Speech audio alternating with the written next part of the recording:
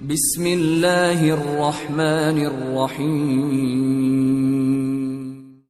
میرے عزیز ساتھیو، جو 4 حصے ہم اپنے لشکر کے کریں گے، ان میں سے جو حصہ غیردر بن شبیب کی کمانداری میں ہوگا وہ اس وقت حرکت میں آئے گا جب فضا کے اندر جلتے پروں والا تیر دکھائی دے گا، اور تیر کی فضا میں بلند ہوتی ہی غیردر بن شبیب اپنے حصے کے لشکر کے ساتھ کرمونا کے مغرب میں ذرا فاصلہ رکھتے ہوئے بڑی تیزی اور برق رفتاری کے ساتھ شمال میں الفانسو کے لشکر کے پڑاؤ کی طرف ہو جائے گا۔ پڑاؤ میں اس وقت الفانسو کا سالار اسپانا چند دستوں کے ساتھ پڑاؤ کی حفاظت پر مقرر ہوگا۔ غیردر بن شبیب اسپانا پر حملہ آور ہوگا۔ پڑاؤ کی حفاظت پر الفانسو کا جس قدر لشکر ہوگا اسے موت کے گھاٹ اتارنے کے بعد پڑاؤ کی ہر کارآمد چیز کو سمیٹ کر غیردر بن شبیب پھر مشرق کی طرف سے ہوتا ہوا کرمونا شہر کے جنوب کی طرف آئے گا۔ یہ ہماری پہلی کارروائی ہوگی۔ دوسری کارروائی ہمارا بھائی زیدون بن مسلم کرے گا۔ جس وقت تیر بلند ہوگا زیدون بن مسلم تیار اور مستعد رہے گا، اور جب جلتے پروں کی تیر کے بلند ہونے کے بعد کرمونا شہر سے بنو عباد کا لشکر نکلے گا تو زیدون بن مسلم اپنے ساتھیوں کے ساتھ اس موقع پر نگاہ رکھے گا کہ جو ہی بنو عباد کا لشکر شہر سے نکل کر ہمارے اس پڑاؤ کی طرف آئے، زیدون بن مسلم فوراً حرکت میں آئے گا، اور جس دروازے سے کرمونا والوں کا لشکر نکلے گا اسی دروازے سے زیدون بن مسلم شہر میں داخل ہو جائے گا۔ شہر کی فصیل کے محافظ اگر مزاحمت کریں تو ان کا خاتمہ کر دیا جائے گا۔ شہر کے اندر جو بھی مسلح ہو کر سامنے آئے اسے موت کے گھاٹ اتار دیا جائے۔ اس طرح رات کی تاریکی میں جب تک غیردر بن شبیب الفانسو کے پڑاؤ کی ہر چیز سمیٹ کر جنوب کی طرف جائے گا اس وقت تک زیدون بن مسلم شہر کے اندر داخل ہو چکا ہوگا۔ چنانچہ غیردر بن شبیب بھی اس کے پیچھے پیچھے دشمن کے پڑاؤ کی ہر چیز کو لیے شہر میں داخل ہو جائے گا۔ اس طرح گویا شہر کے اندر ہمارا آدھا لشکر داخل ہو کر شہر کو اپنی گرفت میں لے لے گا۔ اب میرے اور داؤد بن عیسیٰ کے کام کی ابتدا ہوگی۔ جس وقت جلتے پروں والا تیر فضا میں بلند ہوگا میں اور داؤد بن عیسیٰ دونوں اپنے اپنے حصے کے لشکر کو لے کر کرمونا شہر سے دور رہتے ہوئے مزید مشرق کی طرف جائیں گے۔ ہم اپنے موجودہ پڑاؤ سے بھی کافی مشرق میں رہیں گے، اور جب دائیں جانب سے لوکاس، پلایوس اور لیوٹس شب خون مارنے کے لیے ہمارے پڑاؤ کے قریب آئیں گے تو میں فوراً حرکت میں آؤں گا اور مشرق میں پھیلے اندھیروں سے نمودار ہو کر الفانسو کے لشکر پر حملہ آور ہو جاؤں گا۔ اسی وقت میرا بھائی داؤد بن عیسیٰ بھی اپنے کام کی ابتدا کرے گا۔ بنو عباد کا لشکر جب کرمونا شہر سے نکل کر ہمارے اس پڑاؤ کی طرف بڑھے گا اور نزدیک آئے گا تب میری طرح داؤد بن عیسیٰ بھی شرقی اندھیروں سے نمودار ہو کر کرمونا کے لشکر پر حملہ آور ہو جائے گا۔ اب صورتحال یہ سامنے آئے گی کہ ہم شہر سے باہر دشمن سے ٹکرائیں گے۔ مجھے امید ہے کہ میں اور داؤد بن عیسیٰ الفانسو اور کرمونا دونوں کے لشکروں کو اپنے سامنے مار بگائیں گے، اور جب وہ ہم سے شکست اٹھا کر بھاگیں گے تو پھر انہیں مزید تکلیف دہ حالات کا سامنا کرنا پڑے گا۔ الفانسو کا سپہ سالار لوکاس اپنے ساتھیوں اور لشکریوں کے ساتھ جب اپنے پڑاؤ کی طرف جائے گا تو پڑاؤ میں سب سے پہلے تو اسپانا اور اس کے ساتھیوں کی لاشیں ان کا استقبال کریں گی۔ اس کے بعد وہ دیکھیں گے کہ ان کے پڑاؤ کے اندر کوئی بھی ان کے کام کی چیز نہیں ہے، صرف خیمے ہی انہیں نظر آئیں گے۔ ان کے پڑاؤ کی ہر چیز اس وقت تک غیردر بن شبیب سمیٹ کر شہر میں داخل ہو چکا ہوگا۔ اب جو بنو عباد کے لشکر پر بیتے گی اس کی بھی سنو۔ میرے اور داؤد بن عیسیٰ کے ہاتھوں شکست اٹھانے کے بعد ظاہر ہے وہ شہر میں داخل ہونے کے لیے شہر پناہ کے شرقی دروازے کا رخ کریں گے۔ اس وقت تک چونکہ ابن مسلم اور ابن شبیب شہر میں داخل ہو کر شہر پر گرفت کر چکے ہوں گے، چنانچہ کچھ آدمی یہ شہر پناہ پر مقرر کر دیں گے، اور جس وقت کرمونا کا شکست خوردہ لشکر شہر کی طرف جائے گا تو ابن شبیب اور زیدون بن مسلم اپنے ساتھیوں کے ساتھ ان پر ایسی تیر اندازی کریں گے کہ ان کے اندر موت کا کرب پھیلا دیں گے۔ ساتھ ہی شہر کی فصیل کے اوپر سے بلند آوازوں میں انہیں مخاطب کرتے ہوئے ان پر انکشاف کریں گے کہ شہر پر ہمارا قبضہ ہو چکا ہے۔ اس انکشاف پر بنو عباد کے اس لشکر کے پاؤں تلے سے بھی زمین سرک جائے گی، لہٰذا وہ مجبوراً کرمونا شہر کے شمال میں الفانسو کے پڑاؤ کا رخ کریں گے۔ اب صبح تک دونوں لشکر یعنی الفانسو اور بنو عباد کا لشکر اکٹھے ہو جائیں گے، اور جب سورج طلوع ہو رہا ہوگا اور وہ اس جستجو میں ہوں گے کہ اپنے لشکریوں کے کھانے پینے کا انتظام کیسے اور کہاں سے کریں، اس وقت اپنے حصے کے لشکر کے ساتھ میں ان کے مشرق سے جبکہ داؤد بن عیسیٰ ان کے مغرب کی طرف نمودار ہوں گے، اور پھر دونوں ایک ساتھ تکبیریں بلند کرتے ہوئے ان پر حملہ آور ہو جائیں گے۔ ایسی صورت میں مجھے امید ہے کہ الفانسو کے بہت کم لشکریوں کو اپنی جانیں بچا کر بھاگنا نصیب ہوگا۔ کرمونا شہر کی طرف وہ نہیں آئیں گے، اس لیے کہ انہیں خبر ہو چکی ہوگی کہ کرمونا پر ہمارا قبضہ ہو چکا ہے۔ چنانچہ الفانسو کا شکست خوردہ لشکر یقیناً بھاگ کر اس سمت جائے گا جہاں ان دنوں الفانسو نے اپنے لشکر کے ساتھ پڑاؤ کر رکھا ہے۔ اتنا کہنے کے بعد دم لینے کے لیے ذکر بن ادریس رکا، پھر اپنے ساتھیوں کو مخاطب کرتے ہوئے وہ کہہ رہا تھا، میرے عزیز بھائیو، میں نے جو کچھ کہنا تھا کہہ چکا، اب تم اپنے تاثرات کا اظہار کرو۔ جواب میں داؤد بن عیشہ نے پہلے ابن شبیب اور پھر زیدون بن مسلم، اس کے بعد باقی سالاروں کو دیکھا۔ ان کا جائزہ لینے کے بعد وہ ذکر بن ادریس کی طرف دیکھتے ہوئے کہنے لگا، اس معاملے میں ہم سب کے نہ کوئی تاثرات ہیں اور نہ ہم کچھ کہنا چاہتے ہیں۔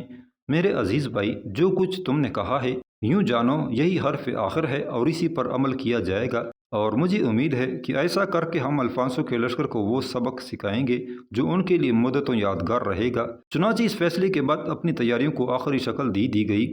جہاں پڑاؤ قائم تھا وہاں جگہ جگہ بانس اور دوسری لکڑیاں زمین میں گاڑ کر ان کے ساتھ مشعلیں باندھ دی گئی تھیں اور سورج غروب ہونے کے ساتھ ہی مشعلیں روشن کر دی گئی تھیں۔ اس کے بعد غیردر بن شبیب نے کچھ دستے پڑاؤ کے اطراف میں لگا دیے تھے اور ان دستوں نے یہ کارروائی کی کہ اطراف میں جس قدر الفانسو کے لشکر کے مخبر اور طلایہ گار پھیلے ہوئے تھے ان کا کام تمام کر کے رکھ دیا۔ یوں عشاء کے بعد پڑاؤ کو بالکل خالی کر دیا گیا تھا۔ پورے لشکر کو لے کر ذکر بن ادریس، داؤد بن عیشہ اور ان کے ساتھی کرمونا شہر سے ذرا فاصلے پر جنوب کی سمت چلے گئے تھے۔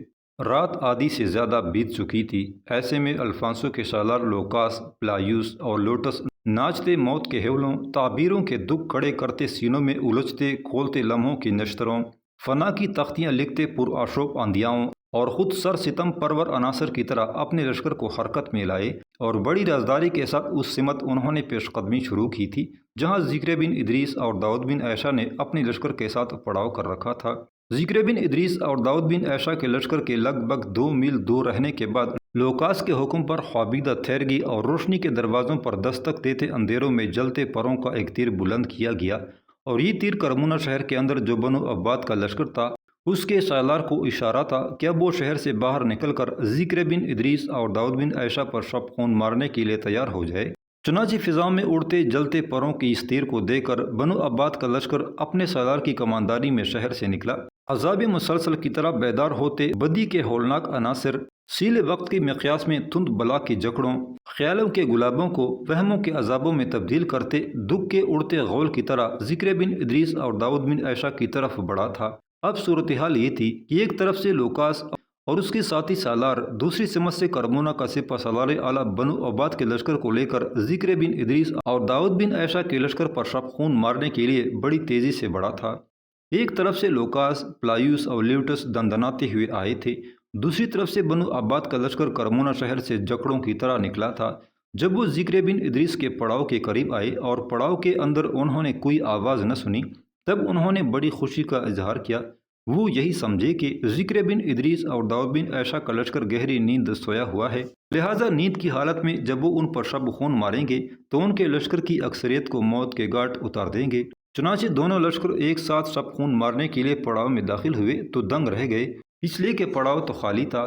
یہ صورتحال دیکھ کر سب کی ہوائیاں اڑنے لگی تھی۔ لوکاس، پلایوس، لیوٹس اور بنو عباد کا سپہ سالار ایک جگہ جمع ہوئے۔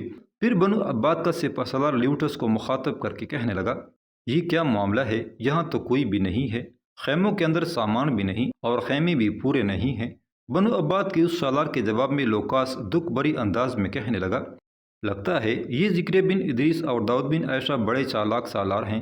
ان کا اپنے لشکر سمیت اپنے پڑاؤ سے غائب ہو جانا 2 باتوں کی نشاندہی کرتا ہے۔ اول یہ کہ انہیں ہمارے شب خون مارنے کی دیر سے اطلاع ملی اور وہ خیمہ گاہ یہیں چھوڑ کر اپنی ضروریات کا سامان سمیٹ کر بھاگ گئے ہیں۔ دوم یہ کہ وہ کسی مناسب جگہ چلے گئے ہیں تاکہ ہم اگر ادھر کا رخ کریں تو وہ اچانک ہم پر حملہ آور ہو کر اپنی کامیابی کو یقینی بنائیں۔ یہاں تک کہنے کے بعد لوکاس جب خاموش ہوا تب بنو عباد کا سالار بول اٹھا اور کہنے لگا، لوکاس، میں تمہاری ان دونوں تجویزوں سے اتفاق نہیں کرتا۔ اگر ذکر بن ادریس اور داؤد بن عیشہ کو خبر ہو گئی تھی کہ ہم ان پر شب خون مارنے والے ہیں اور وہ اپنا پڑاؤ اٹھا کر یہاں سے بھاگ گئے تو تم لوگوں نے جو اپنے مخبر اور جاسوس مقرر کر رکھے تھے انہوں نے اس واقعے کی تم لوگوں کو بروقت اطلاع کیوں نہیں کی؟ دوسری بات یہ کہ اگر یہاں سے اٹھ کر وہ کہیں گات میں چلے گئے ہوتے تب بھی تمہارے طلایہ گار اس کی تمہیں خبر کرتے، چونکہ ایسا نہیں ہے، لہٰذا معاملہ کچھ اور ہی لگتا ہے۔ کہیں وہ ہمارے لیے تباہی کا کوئی ایسا گھاٹ تو نہیں تعمیر کرنا چاہتے جس سے ہمارا نکلنا ہی مشکل اور محال ہو جائے۔ یہاں تک کہنے کے بعد بنو عباد کا سالار جب رکا تب لوکاس کہنے لگا، اب تمہارے خیال میں ہمیں کیا کارروائی کرنی چاہیے؟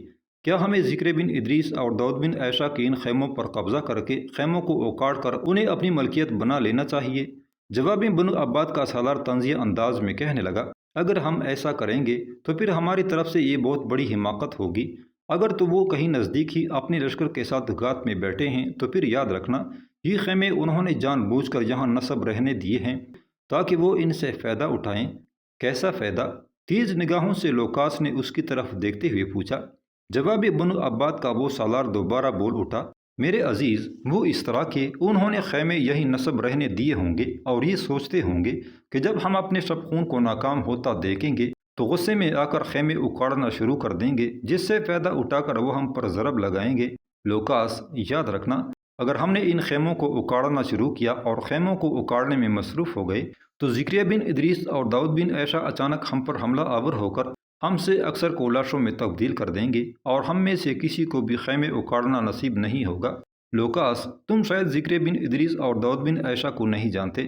میں ان دونوں سالاروں اور ان کی کارروائیوں اور ان کی ہنرمندی کو خوب جانتا ہوں۔ انہوں نے یہ خیمے یوں ہی خالی نہیں چھوڑے۔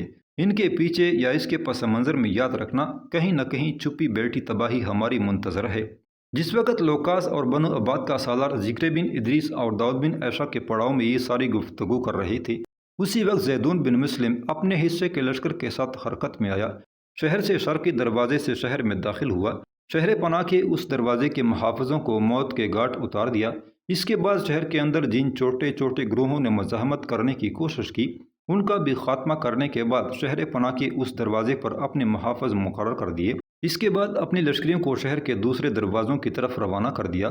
وہاں بھی شہر پناہ کے محافظوں کا خاتمہ کر دیا گیا اور زیدون بن مسلم نے اپنے محافظ وہاں مقرر کر دیے۔ اس کے بعد زیدون بن مسلم نے فصیل کے اوپر بھی برجوں کے اندر اپنے محافظ مقرر کر دیے تھے۔ یہ کارروائی اتنی خاموشی اور اتنی رازداری سے ہوئی تھی کہ لوکاس اور بنو عباد کے سالار کو خبر تک نہ ہونے پائی۔ دوسری طرف ابن شبیب اپنے حصے کے لشکر کو لے کر بڑی تیزی اور برق رفتاری کے ساتھ لوکاس کے پڑاؤ کی طرف بڑھ رہا تھا۔ شہر پر اپنی گرفت مکمل کرنے کے بعد زیدون بن مسلم کے حکم پر اس کے لشکری برجوں کے اندر کھڑے ہو کر زور زور سے شہر پر اپنا قبضہ ہونے کا اعلان کرنے لگے تھے۔ یہ آوازیں جب لوکاس، اس کے ساتھیوں اور بنو عباد کے سالار نے سنی تب ان کے کان کھڑے ہو گئے۔ اس موقع پر بنو عباد کا سالار لوکاس کی طرف دیکھتے ہوئے کہنے لگا، لوکاس، ان آوازوں کو سنتے ہو؟ یہ آوازیں کہہ رہی ہیں کہ کرمونا شہر پر ذکر بن ادریس اور داؤد بن عیسیٰ کا قبضہ ہو گیا ہے۔ ان دونوں نے ہمیں عجیب و غریب چکمہ دیا ہے۔ میں یہی سمجھ رہا تھا کہ وہ اس لیے خیمے خالی کر کے چلے گئے ہیں کہ جب ہم خیموں پر قبضہ کرنے میں مصروف ہوں گے تو وہ اچانک ہم پر حملہ آور ہو کر ہمارا قتل عام شروع کر دیں گے۔ لیکن انہوں نے ہمارے لیے ایک نیا ہی مسئلہ کھڑا کر دیا ہے۔ میرے خیال میں شہر پناہ کے مشرق کے دروازے سے جب میں نکلا ہوں تو ذکر بن ادریس اور داؤد بن عیسیٰ اپنے لشکر کے ساتھ کہیں قریب ہی گات میں بیٹھے ہوئے تھے۔ چنانچہ جب میں ان کے پڑاؤ کی طرف آیا وہ اسی وقت دروازے سے شہر میں داخل ہو گئے جس سے میں نکلا ہوں، اور اب انہوں نے شہر پناہ کے محافظوں کو قتل کر کے اپنے محافظ مقرر کر دیے ہیں، اس لیے کہ شہر کے اوپر سے جو لگاتار آوازیں آ رہی ہیں وہ یہی بتاتی ہیں کہ شہر پر نہ صرف ذکر بن ادریس اور داؤد بن عیسیٰ کا قبضہ ہو گیا ہے بلکہ انہوں نے فصیل کے اوپر بھی برجوں کے اندر اپنے لشکری بٹھا دیے ہیں اور شہر پناہ کے سارے دروازوں پر اپنے محافظ مقرر کیے ہیں، اور پہلے سے ہمارے مقرر کردہ محافظوں کا خاتمہ کر دیا گیا ہے۔ یہاں تک کہنے کے بعد بنو عباد کا سالار رکا، پھر پہلے کی نسبت زیادہ دکھ بھرے انداز میں کہہ رہا تھا، اب میرے لیے تو مسائل اٹھ کھڑے ہوں گے۔ ذکر بن ادریس اور داؤد بن عیسیٰ یقینی بات ہے کہ وہ شہر میں داخل ہو چکے ہیں اور شہر پر انہوں نے قبضہ کر لیا ہے۔ میرے خیال میں گات انہوں نے اسی مقصد کے لیے لگائی تھی کہ جو ہی میں کرمونا کے شہر کے جس دروازے سے نکلوں اسی دروازے سے وہ شہر میں داخل ہو کر شہر پر اپنی گرفت کر لیں، اور وہ ایسا کرنے میں کامیاب ہو گئے ہیں۔ اب میں اپنے لشکر کے ساتھ شہر میں واپس تو نہیں جا سکتا، میرے لیے تو بڑے مسائل اٹھ کھڑے ہوں گے۔ اس پر چھاتی تانتے ہوئے لوکاس کہنے لگا، یہ ذکر بن ادریس اور داؤد بن عیسیٰ نے حماقت کی ہے، بلکہ یہ ان کا غیر ذمہ دارانہ اقدام ہے۔ ٹھیک ہے، میں اس بات کو تسلیم کرتا ہوں کہ وہ شہر میں اپنے لشکر کے ساتھ داخل ہو چکے ہیں اور شہر پر انہوں نے قبضہ کر لیا ہے، لیکن صبح کا سورج نمودار ہونے کے ساتھ ہی جب ہم کرمونا شہر کا محاصرہ کر لیں گے، شہر سے نہ کوئی چیز باہر نکلنے دیں گے نہ ہی کوئی چیز شہر میں داخل ہونے دیں گے، تو پھر دیکھنا ان کا کیا حشر ہوتا ہے۔ اس لیے کہ باہر سے ہم ان پر تابڑ توڑ حملے کریں گے اور اندر سے کرمونا شہر کے لوگ ان کے ساتھ تعاون نہیں کریں گے، ان کے خلاف بلوے کھڑے ہوں گے۔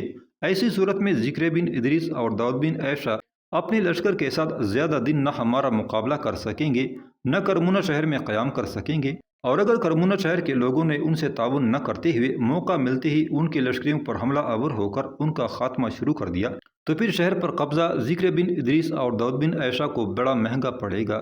میرے خیال میں ایسی صورت میں وہ میسور ہو جائیں گے اور اپنی جانوں سے بھی ہاتھ دھو بیٹھیں گے۔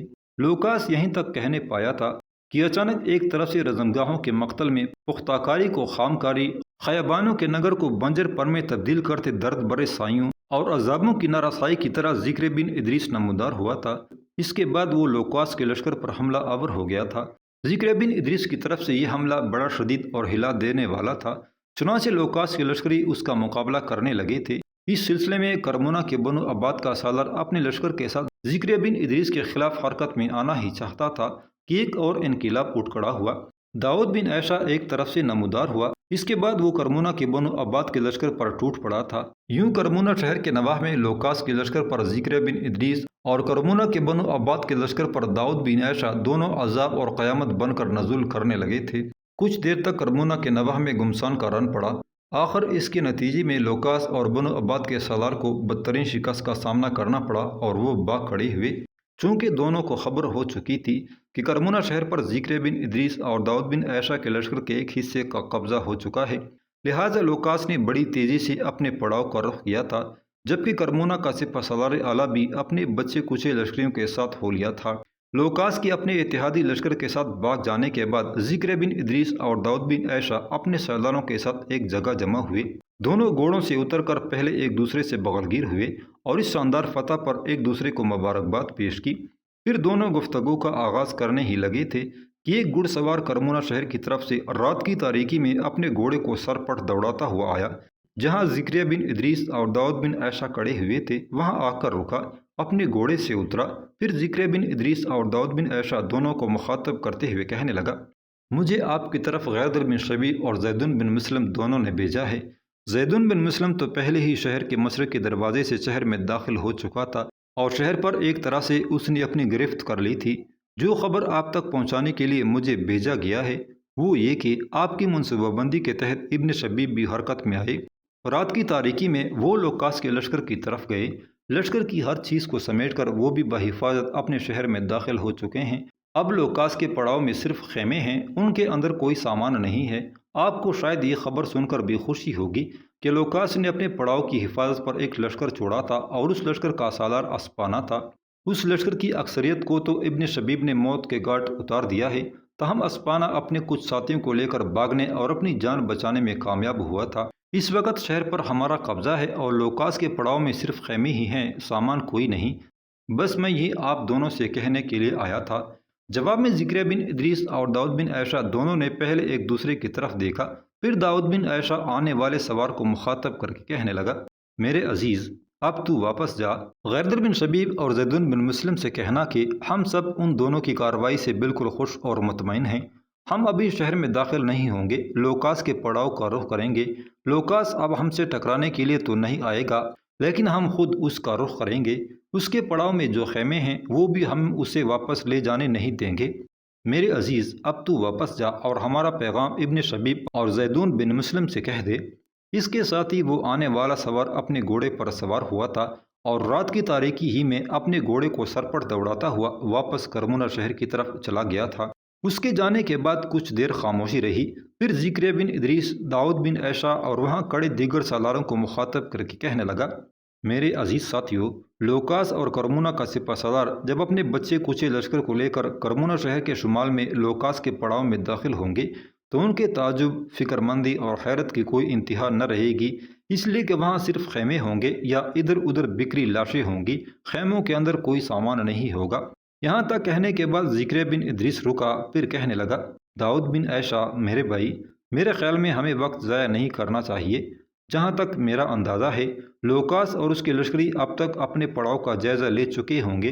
جائزہ لینے کے بعد وہ دو طرح کے رد عمل کا اظہار کر سکتے ہیں، اول یہ کہ وہ اپنے بچے کچے لشکر کو لے کر وقت ضائع کیے بغیر الفانسو کی طرف بھاگ جائیں گے، دویم یہ کہ وہ اپنے نصب شدہ خیموں کو اکاڑیں گے اور خیمے اپنے ساتھ لے جانے کی کوشش کریں گے۔ میرے عزیز بھائی، میرے خیال میں ہمیں اب وقت ضائع کیے بغیر پھر حرکت میں آنا چاہیے۔ لوکاس کے بچے کچے لشکر پر ضرب لگانی چاہیے۔ اس کے پڑاؤ میں جو خیمے ہیں، اب تو ہم انہیں وہ خیمے بھی واپس نہیں لے جانے دیں گے۔ میرے بھائی بولو، اب تمہارا کیا خیال ہے؟ جواب میں داؤد بن عیسیٰ مسکرایا کہنے لگا، میرا وہی خیال ہے جو خیال میرے بھائی کا ہے۔ اب چلو حرکت میں آتے ہیں، لوکاس پر ضرب لگاتے ہیں، پھر دیکھتے ہیں وہ کیسے خیمے اکیڑ کر جانے کی کوشش کرتا ہے۔ ذکر بن ادریس اور داؤد بن عیسیٰ کے فیصلے سے باقی سارے سالاروں نے بھی اتفاق کیا تھا۔ اس کے بعد دونوں اپنے متحدہ لشکر کے ساتھ حرکت میں آئے اور اس سمت بڑھے جہاں لوکاس کے لشکر کا پڑاؤ تھا۔ بچے کچے لشکر کو لے کر لوکاس اور کرمونا کا سالار جب پڑاؤ میں پہنچے تو سب دنگ رہ گئے، اس لیے کہ پڑاؤ کے اندر جگہ جگہ لاشیں بکھری پڑی تھی۔ پڑاؤ خالی تھا، صرف خیمے نصب تھے۔ لوکاس اور کرمونا کا سالار کچھ دیر تک خیمہ گاہ کا جائزہ لیتا رہا، پھر چھوٹے سالاروں کے ساتھ ایک جگہ رک گئے، یہاں تک کہ لوکاس بے پناہ کرب کا اظہار کرتے ہوئے کہنے لگا، اس کا مطلب ہے ہم پر ایک ساتھ کئی لشکر حملہ آور ہوئے، ہمارے پڑاؤ پر بھی حملہ کیا گیا، پڑاؤ کی ہر چیز سمیٹ کر وہ لے گئے ہیں، صرف خیمے رہ گئے ہیں۔ یہاں تک کہتے کہتے لوکاس کو رک جانا پڑا، اس لیے کہ اس کا ساتھی سالار لیوٹس بول اٹھا، کہنے لگا، محترم لوکاس، میں سمجھتا ہوں بیک وقت 4 لشکر حرکت میں آئے، 2 لشکر ہم پر اس وقت حملہ آور ہوئے جب ہم ان کے پڑاؤ پر شب خون مارنے کے لیے گئے تھے۔ ایک لشکر رات کی تاریکی میں شہر پناہ کے جس دروازے سے کرمونا کا سالار نکلا تھا، اسی دروازے سے شہر میں داخل ہو کر شہر پر قابض ہو گیا تھا۔ چوتھا لشکر میرے خیال میں ہمارے اس پڑاؤ کی طرف آیا، پڑاؤ کے ہمارے محافظوں کا خاتمہ کرنے کے بعد ہر چیز کو سمیٹ کر وہ لے گئے۔ میں نے اپنے ساتھیوں کے ساتھ مشعلوں کی روشنی میں بہت سے مرنے والوں کا جائزہ لیا ہے، ان میں مجھے کہیں اپنے سالار اسپانا کی لاش نظر نہیں آئی، جس سے میں یہ امید لگائے بیٹھا ہوں کہ اسپانا زندہ ہے۔ میرے خیال میں جب اس نے دیکھا ہوگا کہ اب وہ حملہ آوروں کا مقابلہ نہیں کر سکتا ہے تو بچے کچے لشکر کو لے کر بھاگ گیا ہوگا۔ یہاں تک کہنے کے بعد لیوٹس جب خاموش ہوا تب بے بسی کا اظہار کرتے ہوئے لوکاس کہنے لگا، اب ہمیں کیا کرنا چاہیے؟ جواب میں لیوٹس بڑی تیزی سے کہنے لگا، میرے خیال میں ہمیں اب وقت ضائع نہیں کرنا چاہیے، فوراً اپنے خیمے اکاڑ کر اور انہیں اپنے ساتھ لے کر واپس ہو لینا چاہیے، اسی میں ہماری عافیت و خیریت ہے۔ لوکاس نے اس تجویز سے اتفاق کیا تھا، چنانچہ لشکریوں کو حکم دیا کہ وہ خیمے اکاڑنا شروع کر دیں تاکہ واپسی کا سفر شروع کیا جا سکے۔ لوکاس اور اس کے لشکری ابھی خیموں کو اکاڑ ہی رہے تھے کہ لوکاس کے کچھ لشکری زور زور سے شور کرنے لگے اور اپنے ساتھیوں کو حملہ آوروں کی آمد سے مطلع کرنے لگے، اس لیے کہ فضاؤں میں ابھی تاریکی ہی تھی اور تاریکی میں گھوڑوں کی ٹاپیں زمین کے سینے کو دہلا رہی تھی۔ یہ صورتحال دیکھتے ہوئے لوکاس اور اس کے ساتھی سالاروں نے اپنے لشکر کو سنبھالا دیا۔